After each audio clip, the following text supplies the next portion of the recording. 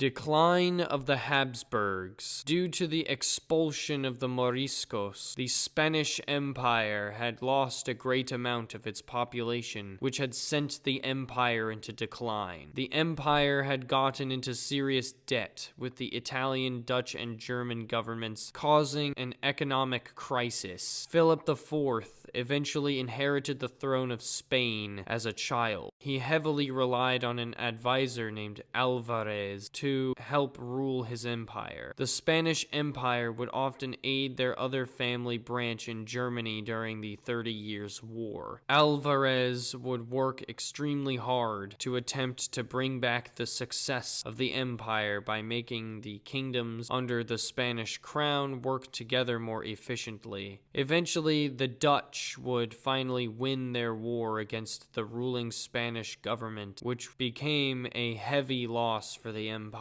As the 30 Years' War raged on, the Spanish would suffer from many defeats, especially from the Swedes and the Dutch. Alvarez, after failing to quell the Catalonian revolts in the empire, was forced to step down from power. France began to outcompete the Spanish Empire and would decimate their armies, making it apparent that Spain was no longer the most powerful empire in the world. Finally, the Iberian Union had broken up. Portugal had become its own separate kingdom again. Philip IV was then succeeded by his 4-year-old inbred son, Charles II. He was almost constantly ill and suffered from various health conditions. Because of the blatant lack of a proper male heir, there had been familial infighting as to who should rightfully rule the empire. The French were seen as a huge threat to the Habsburgs. The Spanish Empire had to combine forces with the Dutch and the various factions within the shell of the Holy Roman Empire to fight the rapidly expanding French kingdom to a standstill. Due to Charles's many health problems, he died young, right at the turn of the century into the 1700s. The Spanish Habsburg dynasty had finally gone extinct.